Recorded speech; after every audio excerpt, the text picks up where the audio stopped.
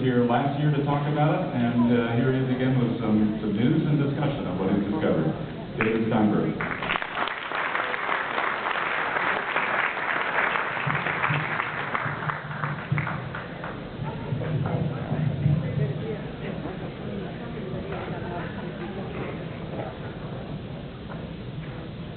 Thanks, Will.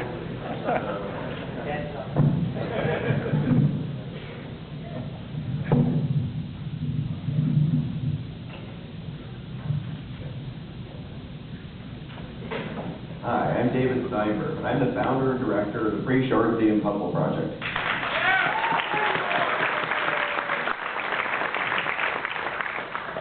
The Pre-Shortzian Puzzle Project is a collaborative effort to build a digitized, fully analyzable database of New York Times crosswords published before Will Shortz became editor. Last year, I described the project's history, so I won't go into all the details now. But, in a nutshell, nearly 3 years ago, I became curious about New York Times crosswords published before Will Shortz became editor from February 15, 1942 to November 20, 1993. I began digitizing, or listing, these puzzles, working backwards in time, and in June 2012, created the Pre-Shortzian Puzzle Project and website to recruit volunteers to help. Since then, more than 40 volunteers from around the world have joined the effort, and more than 15,400 of the 16,225 Pre-Shortzian puzzles have been digitized till the end of this night.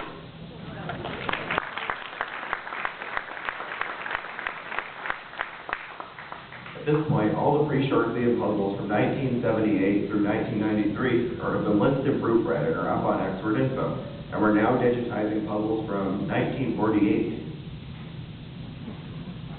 For me, one of the most interesting things about this process has been discovering just how amazing some of the Pre-Shortzian puzzles were. Last year, I mentioned a brilliant puzzle entitled Every Which Way that was constructed by Dorothy E. Schiff that I brought for everyone to solve.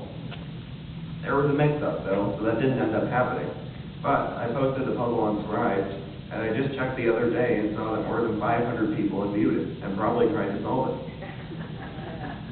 This year, I have a new Pre-Shortzian puzzle gem by Will titled Low Frequency. It was edited by Margaret Farrer and originally published on September 6, 1964. And I hope you enjoy its unusual twist. And that puzzle on the flyer is on the two tables with pencil sharpeners in the back, so you can go pick that up at your leisure. So over the past year, we made another big discovery. In January, I received an email from listener Howard Barkett in this room.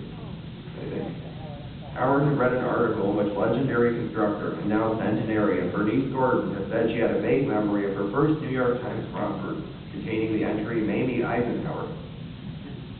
Howard had just listed that puzzle, which appeared on February 19, 1953, and wondered whether that puzzle was her first. Although the Pre-Shortzian Puzzle Project database is not complete, the earliest puzzle I have on record for Bernice was indeed published on that date. So I sent Bernice PDFs of the puzzle and the solution, and she confirmed that that was the first puzzle she'd published in the Times. So that was a really gratifying discovery, and thanks so much again, Howard.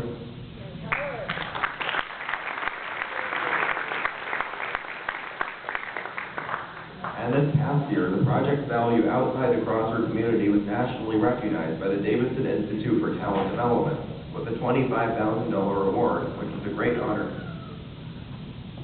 As we've been working our way through the other puzzles in the Farrer era, I've noticed that many of the Sunday constructions in particular had more complex themes than I'd anticipated. Although most of the Farrer daily puzzles I've seen have been sequences with more than 72 words, the contemporary maximum word count, I've also encountered puzzles with highly sophisticated themes and/or word counts in the low 60s. The most interesting thing for me about the Farrer puzzles for me, though, has definitely been the clues, which frequently included facts or sentiments about current events from when they were published. For example, Doug Peterson lists a World War II era puzzle with the clue recent gift to Japan, and the answer was bombs.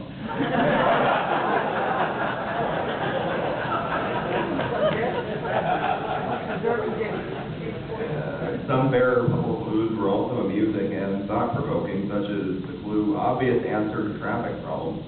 The answer was magic carpet. These discoveries and others related to the Pre-Shortzian puzzles have been fascinating, and I'm sure many more will surface over time. On the other front, this year, for my science research course, I've been working on statistically analyzing the differences in the numbers of puzzles published by male and female constructors over the years, an analysis that involves both the Pre-Shortzian and Shortz era data. The decline in the number of puzzles published by female constructors in the past 2 decades in the New York Times and other major crossword markets has already been noted by others and attributed to stylistic editorial bias or gender bias on the part of today's mostly male editors. But when we look at the numbers of puzzles published by female constructors over time, we see that the story is more complicated. In the Times, for instance, over more than 70 years, all 4 crossword editors, Margaret Fair, Will Wang, Eugene T. Maleska, and Will Shortz, have published far fewer puzzles by female constructors than by male. And Fair, the first and only female Times crossword editor, published significantly fewer puzzles by female constructors than did Wang or Maleska. In the 20-plus years of the Shortz era, from November 1993 to present, the proportion of puzzles published by female constructors has declined relative to the Maleska and Wang eras. What makes this decline particularly interesting is that it has continued. More puzzles by female constructors were published in the earlier years of the Shortz era than in the later years. So what might be the reason for this decline?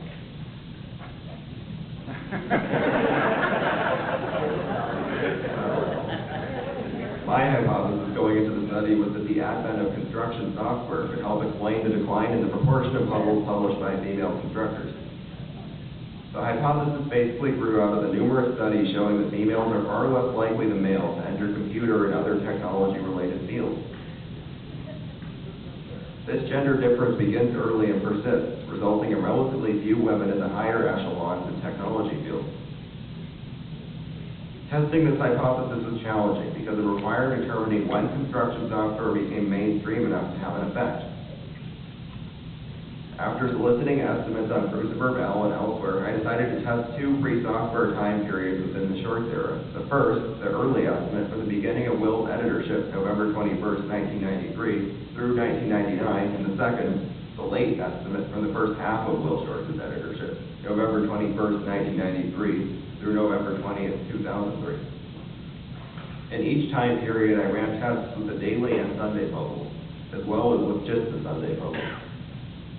In the first, early estimate test, there was no statistically significant difference in the proportion of daily and Sunday puzzles published by female constructors in the pre-software period than later on. But there were significantly fewer Sunday puzzles published by female constructors in the later period.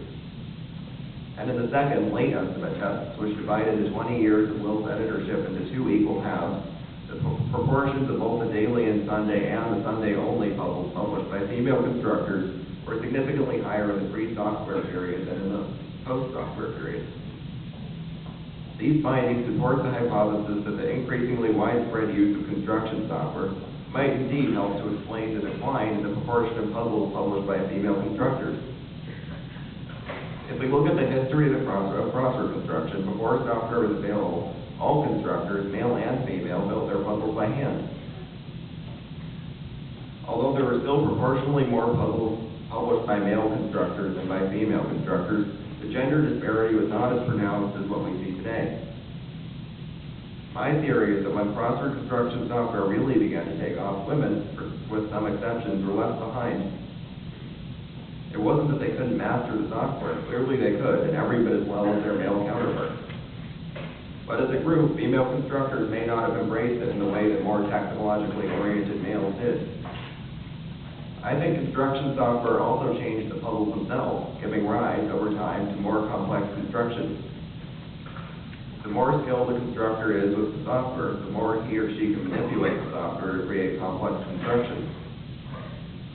And since the software dramatically speeds up the construction process, I'm guessing that constructors who are exceptionally adept with it also tend to produce and to submit many more puzzles, increasing the odds of an acceptance. So the software has changed 3 things: who tends to use it most, whose puzzles are most complex, and who submits the most puzzles. And the rise of computer-assisted crossword construction, together with today's much more rigid standards for fill, means that crossword construction has become less of a literary exercise it used to be, and more of a mathematical exercise. This shift helps to explain the decline in the proportion of puzzles published by female constructors over the past 2 decades. And I expect that as the gender disparity in text fields diminishes, the gender disparity among crossword constructors will also drop. I'm planning to conduct more statistical tests on these data next year, and I'm looking forward to seeing whether there are any other interesting patterns in the puzzles over time. So that's some of what's been happening with the Pre-Shortzian Puzzle Project since last March. If any of you would like to help out with the project, just let me know. The listing is almost complete, so we especially need experienced, highly accurate proofreaders. So new listers are always welcome. Thanks for listening, and I hope you all enjoy the Pre-Shortzian Puzzle.